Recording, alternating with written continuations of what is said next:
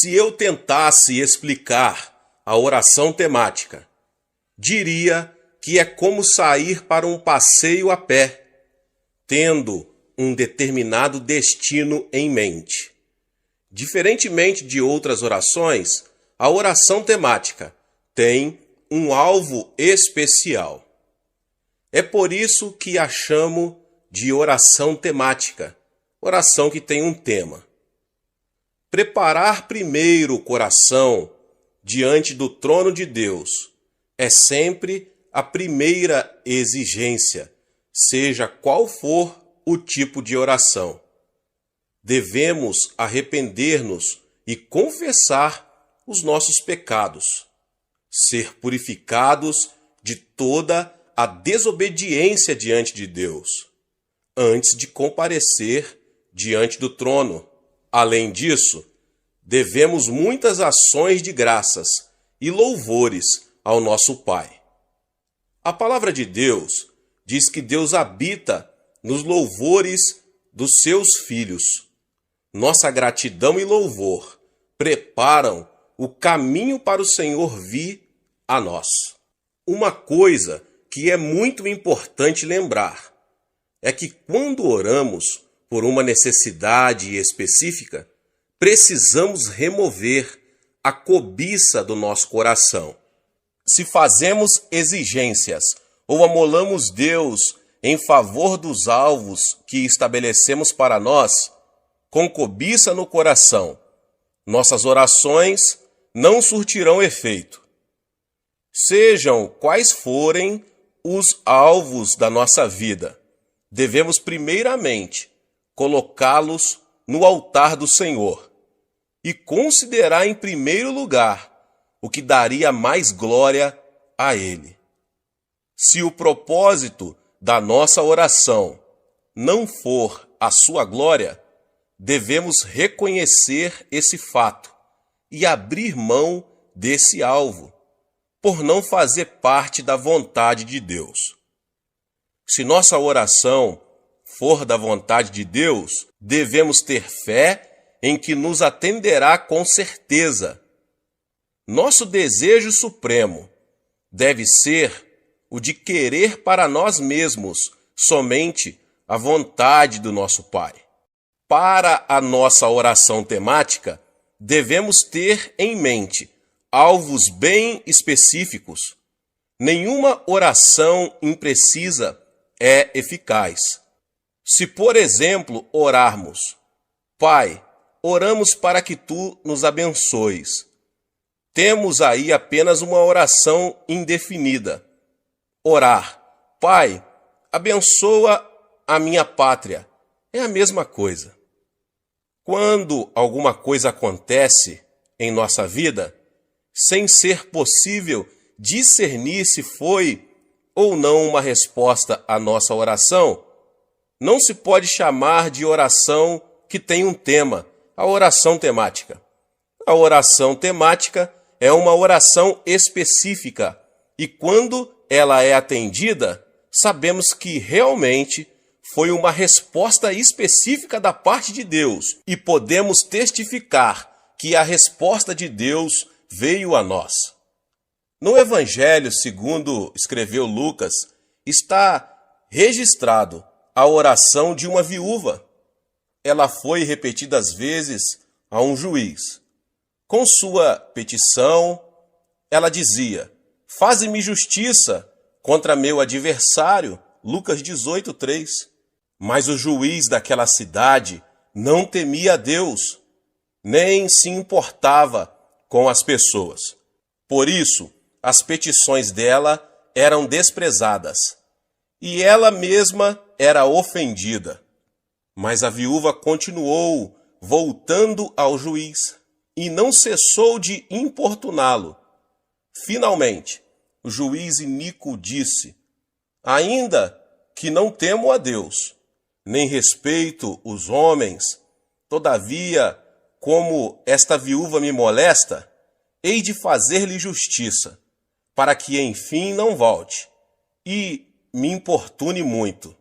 E o Senhor disse: ouvi o que diz o injusto juiz. Não fará Deus justiça aos seus escolhidos, que clamam a Ele de dia e de noite, ainda que os faça esperar? Jesus também ensinou a respeito da oração ao contar uma história. Suponhamos que alguém tenha um vizinho amigo e vá até ele à meia-noite dizendo: Amigo, empresta-me 3 pães, porque um amigo chegou de viagem à minha casa e não tenho o que lhe apresentar. Então o vizinho responde de dentro: Não me importunes, a porta já está fechada e os meus filhos estão comigo na cama. Não posso levantar-me para dar-te os pães. Mas o homem continuou pedindo e acabou recebendo os pães. O vizinho, que já estava dormindo em casa, reconheceu, depois que deu os pães que lhes pediu, não por amizade, mas pela sua persistência. Então Jesus disse: Por isso vos digo, pedi e dar-se-vos-á, buscai e achareis, batei e abrir-se-vos-á. Pois qualquer que pede recebe, quem busca acha, e a quem bate, abrir-se-lhe-á. Qual o pai dentre vós, que se o filho lhe pedir pão, lhe dará uma pedra? Ou se lhe pedir peixe, lhe dará por peixe uma serpente? Ou se lhe pedir um ovo, lhe dará um escorpião? Se vós, pois sendo maus, sabeis dar boas dádivas aos vossos filhos, quanto mais dará o Pai Celestial, o Espírito Santo, àqueles que pedirem? Portanto, orarmos, devemos ter alvo bem específicos, tais como: faze-me justiça contra meus adversários, ou empresta-me 3 pães. A oração sem alvos exatos não pode ser chamada de oração temática, a oração que tem um tema. Durante esses últimos meses, fiquei com uma única oração temática. Tinha que achar um novo templo para a nossa Igreja do Evangelho Pleno em Tóquio. Na cidade de Tóquio, é exatamente difícil achar um prédio apropriado para servir de templo da igreja.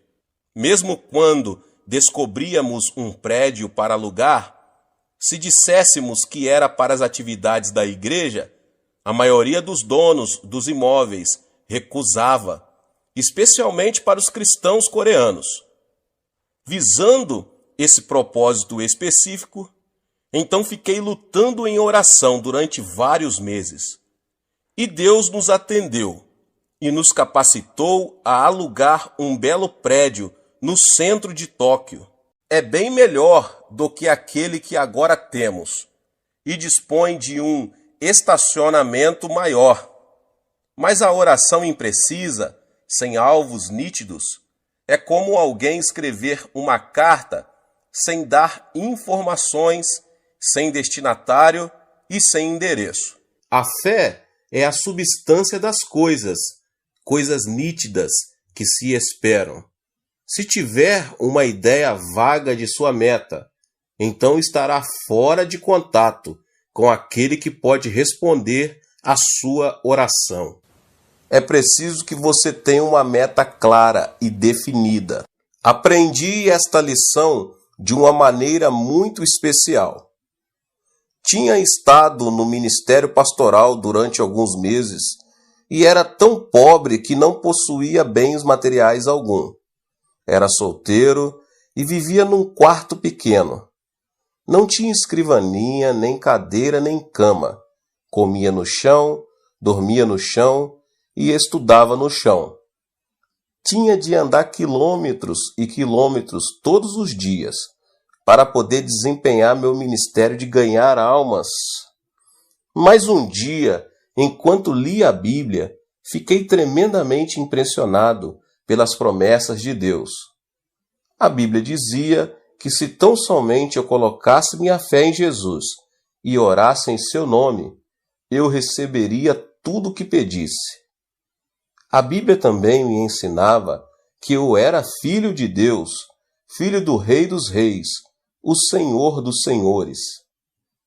De modo que então orei dizendo: Pai, por que deve um filho do Rei dos Reis e Senhor dos Senhores viver sem escrivaninha, sem cadeira, sem cama e andar quilômetros todos os dias? Pelo menos eu poderia ter um escritório humilde, uma cadeira em que se sentar e uma humilde bicicleta a fim de sair a fazer visitas. Achava que, segundo as Escrituras, eu podia pedir estas coisas ao Senhor. Ajoelhei-me e orei: Pai, agora estou orando. Por favor, envia-me uma escrivaninha, uma cadeira e uma bicicleta. Pus toda a minha fé no pedido e dei graças a Deus. A partir deste momento, comecei a esperar a entrega dessas coisas. Passou um mês e não recebi resposta alguma. Passaram 2, 3, 4, 5, 6 meses e ainda continuava a esperar e nada acontecia. Certo dia chuvoso, eu estava realmente deprimido. Não tinha comido nada, estava com muita fome, cansado, deprimido e comecei a reclamar.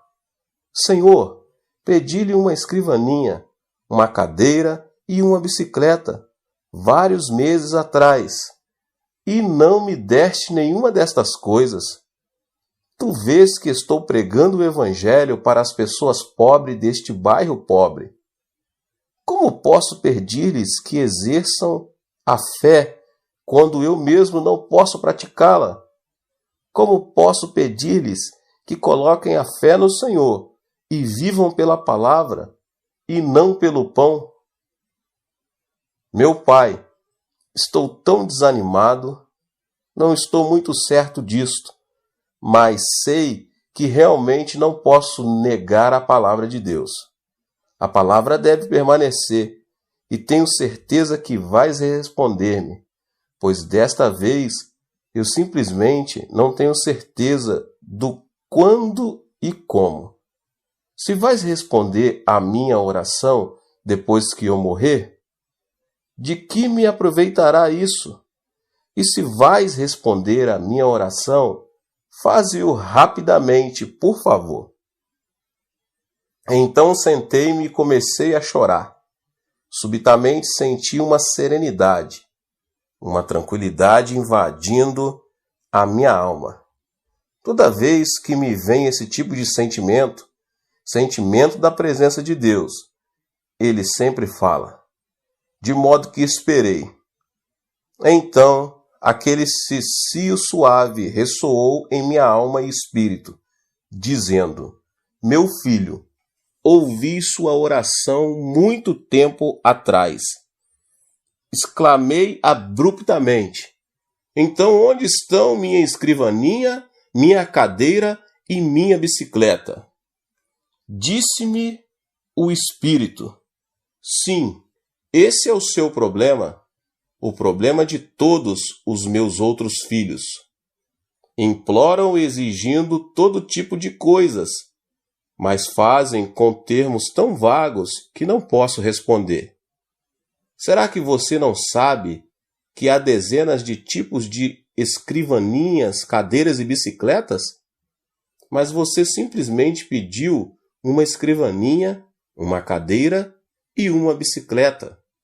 Não pediu uma escrivaninha específica, nem uma cadeira específica e nem uma bicicleta específica. Este foi um ponto crítico de minha vida. Nenhum professor do Instituto Bíblico me havia ensinado estas coisas. Eu tinha cometido um erro que resultou num abrir de olhos para mim. Então disse eu: Senhor, realmente desejas que eu ore em termos específicos?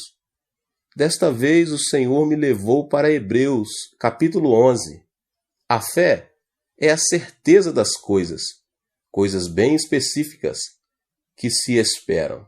Ajoelhei-me de novo e disse: Pai, sinto muito. Cometi um grande erro e te compreendi mal. Cancelo todas as minhas orações passadas. Começarei tudo de novo. Então dei o tamanho da escrivaninha, que devia ser de mogno das Filipinas. Queria o melhor tipo de cadeira, uma cadeira de escritório, de aço, com rodinhas, para que pudesse mover-me de um lado para o outro, como um manda-chuva. Falei-lhe depois da bicicleta. Dei muita consideração a esse assunto, porque há tantos tipos de bicicletas: coreanas, japonesas, formoseanas e alemãs. Mas naqueles dias, as bicicletas coreanas e japonesas, geralmente, eram muito franzinas, e eu queria uma bicicleta forte e maciça. E como as bicicletas de fabricação norte-americana são muito boas, orei dizendo: Pai, desejo uma bicicleta fabricada nos Estados Unidos, com algumas marchas para que eu possa regular a velocidade. Eu encomendei estas coisas em termos tão específicos que Deus não poderia cometer erro algum em entregá-las. Então realmente senti a fé fluir no coração e regozijei-me no Senhor. Nesta noite dormi como uma criança. Mas ao despertar, às 4h30 da manhã seguinte, a fim de preparar-me para a reunião de oração matinal, repentinamente descobri que meu coração estava vazio. Na noite anterior, eu tinha toda a fé que há no mundo, mas enquanto dormia, a fé bateu asas e me deixou. Não sentia nada no coração, disse. Pai, isto é terrível. Uma coisa é ter fé, mas é totalmente diferente conservar essa fé até receber a resposta. Este é um problema comum de todos os cristãos. Podem escutar por algum tempo a um pregador excelente e ter toda a fé que há no mundo enquanto o ouvem. Mas antes que cheguem a casa para perderem tudo, sua fé bate asas e voa. Nessa manhã, lendo a Bíblia, à procura de uma passagem especial para pregar, repentinamente meus olhos caíram em Romanos 4,17. Deus que vivifica os mortos e chama à existência as coisas que não existem. Meu coração pegou-se a esta passagem e ela começou a queimar-me as entranhas, meu interior. Disse a mim mesmo, acho que podia simplesmente chamar-me à existência aquelas coisas que não existem como se existisse, como se já as possuísse. Eu tinha recebido a resposta ao problema, como conservar minha fé. Corri para a tenda que nos servia de igreja, onde as pessoas já haviam começado a orar, e depois de cantarmos alguns hinos comecei a pregar. Expus essa mensagem bíblica e disse: Irmãos, pela bênção de Deus, já tenho uma escrivaninha de mogno das Filipinas, uma linda cadeira de aço com rodinhas e uma bicicleta com marchas de fabricação norte-americana. Louvado seja o Senhor! Já recebi todas estas coisas. As pessoas ficaram a olhar de boca aberta, pois sabiam que eu era totalmente pobre e gabava-me destas coisas e não podia acreditar no que ouviam. Pela fé, realmente louvava a Deus, fazendo justamente o que a palavra de Deus ordena. Depois do culto, enquanto saía, 3 rapazes seguiram-me e disseram: Pastor, queremos ver suas coisas. Fiquei aterrado porque não tinha contado com a possibilidade de ter que mostrar minhas coisas. Todos os membros da igreja moravam em um dos bairros mais pobres e se percebesse que seu pastor lhes havia mentido, meu ministério ali estaria terminado. E os jovens não estavam dispostos a voltar atrás. Achava-me em uma terrível situação e comecei a orar. Senhor, desde o princípio, essa não foi ideia minha. Foi tua ideia que eu lhes dissesse isso. Simplesmente te obedeci, e agora estou em apuros. Falei-lhes como se eu fosse dono das 3 coisas. Que explicação posso dar-lhes agora? Tu precisas ajudar-me, como sempre tens feito.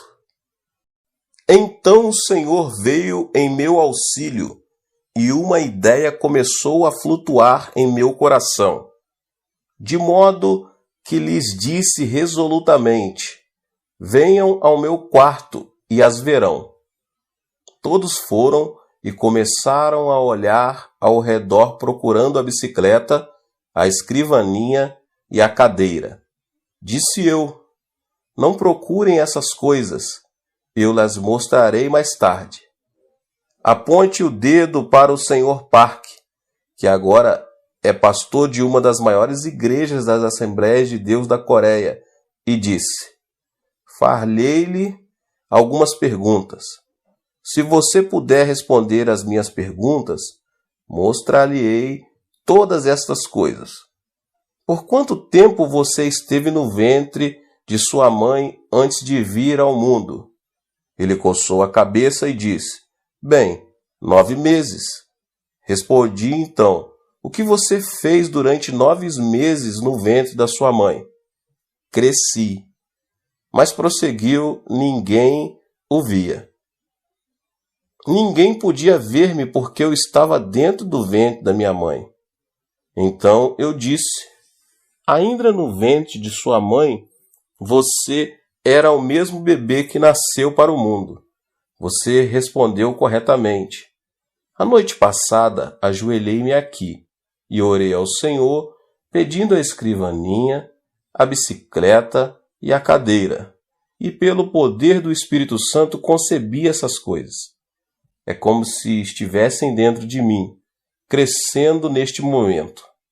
E são tanto a escrivaninha, a cadeira e a bicicleta, como quando forem vistas pelas pessoas na época de sua entrega. Eles começaram a rir de mim. Disseram: esta é a primeira vez que já vimos um homem grávido de uma bicicleta, uma escrivaninha e uma cadeira.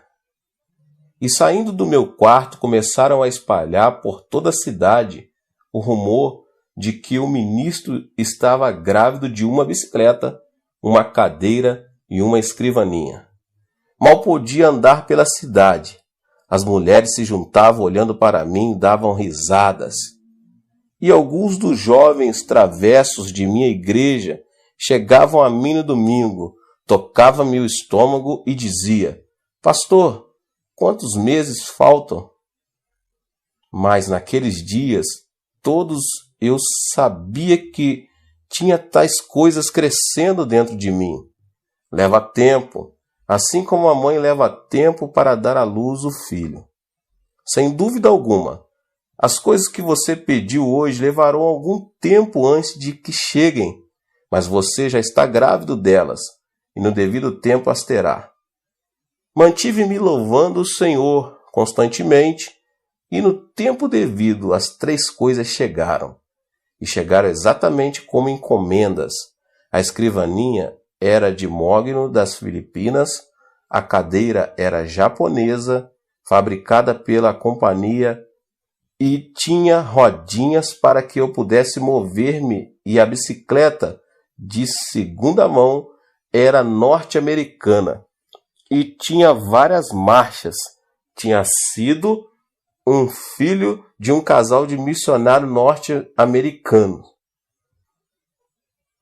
Trouxe para casa essas 3 coisas pelas quais tinha esperado tanto, e isso mudou por completo minha maneira de orar. Até então, tinha orado em termos vagos, mas desse dia em diante jamais orei em termos vagos. Se Deus respondesse às suas orações vagas, você jamais conheceria seu pedido como sendo resposta de Deus. Você deve pedir definida e especificamente. O Senhor não se agrada de orações vagas. Há algum tempo, fiz uma visita a São Francisco, na Califórnia, nos Estados Unidos. Ali falei numa conferência. Depois da conferência, a esposa do pastor pediu-me que fosse ao escritório. O pastor perguntou: Pastor Chu, você poderia orar por esta senhora? De que necessita ela? Perguntei. Bem, ela deseja casar-se e ainda não encontrou o marido. Peça-lhe que entre. De modo que uma solteirona de mais de 30 anos entrou. Perguntei-lhe: Irmã, por quanto tempo tem orado pedindo marido? Por mais de 10 anos, respondeu ela. Por que Deus não respondeu a sua oração nestes 10 anos? Perguntei. Que tipo de marido você tem solicitado? Bem, isso fica com Deus. Ele sabe de tudo, respondeu ela, sacudindo os ombros. É esse o seu erro. Deus jamais opera por si mesmo, mas somente por nosso intermédio. Deus é a fonte eterna, mas Ele somente opera por meio dos nossos pedidos. Você realmente deseja que eu ore por você? Sim. Muito bem. Traga-me papel e lápis e sente-se à minha frente. Ela sentou-se e eu disse: Se você escrever as respostas às minhas perguntas, orarei por você. Pergunta número 1. Você realmente deseja um marido? Mas que tipo de marido quer? Branco, asiático ou preto? Branco. Muito bem. Escreva isso. Número 2. Você deseja que seu marido tenha 1,80 m de altura ou ele pode ser mais baixo? Desejo um marido alto. Escreva isso. Número 3. Você deseja que seu marido seja esbelto e de boa aparência ou simplesmente agradável e gordo? Quero que seja magro. Escreva então magro. Número 4. Que tipo de passatempo deseja que seu marido tenha? Bem, gostaria que fosse musical. Muito bem. Escreva musical. Número 5. Que tipo de emprego você quer que seu marido possua? Professor. Muito bem. Escreva professor. Fiz-lhe mais ou menos 10 perguntas, então disse: Por favor, leia sua lista em alta voz. Ela leu todos os pontos, do 1 ao 10 em voz alta. Então eu disse: Feche os olhos.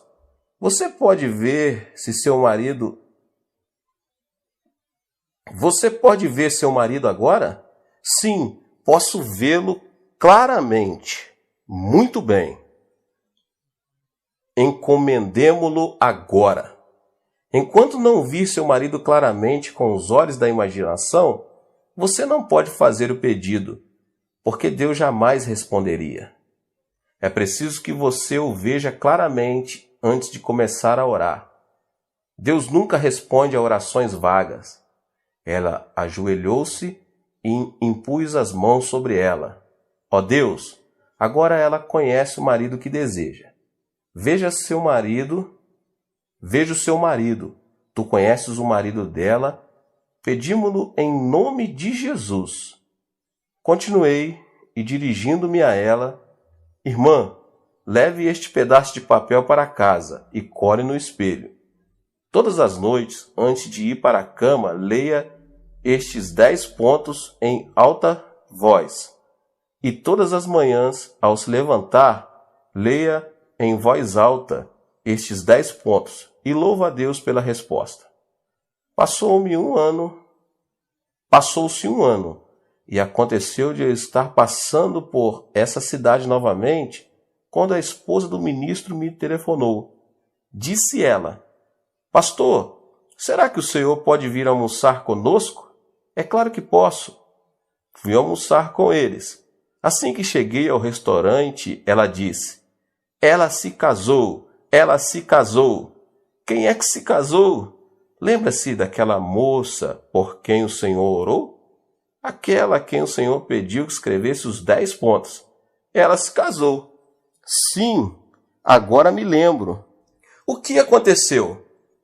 Naquele verão, um professor de música de ginásio veio à igreja com um quarteto a fim de realizar um reavivamento de uma semana. Ele era solteiro e todas as moças estavam doidas por ele. Queriam sair com ele, mas esse camarada não lhes dava a menor atenção. Entretanto, ficou fascinado por aquela solteirona. Estava sempre com ela e antes de ir embora, pediu-a em casamento. Ela, sem muita relutância, deu-lhe o seu consentimento.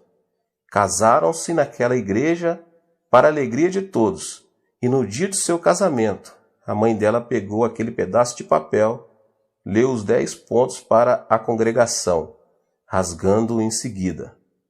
Parece história, mas realmente é assim que funciona. De modo que sempre que desejar receber respostas do Senhor, apresente objetivos claros. Não diga, ó Deus, abençoa-me, abençoa-me. Você sabe quantas bênçãos a Bíblia contém? Mais de 8.000 promessas. Se você disser, ó Deus, abençoa-me, então Deus pode perguntar-lhe, que tipo de bênção você deseja entre as 8.000 promessas? Portanto, seja bem definido, bem específico. Pegue um caderno, anote, veja a sua meta claramente. A oração temática também é oração fervorosa, contínua, uma luta de meia hora ou 1 hora, em favor de um só pedido específico. Paciência é uma condição prévia da oração temática. Na oração temática, muitas vezes os nossos alvos aparentemente foram desfeitos e sua realização nos parece impossível.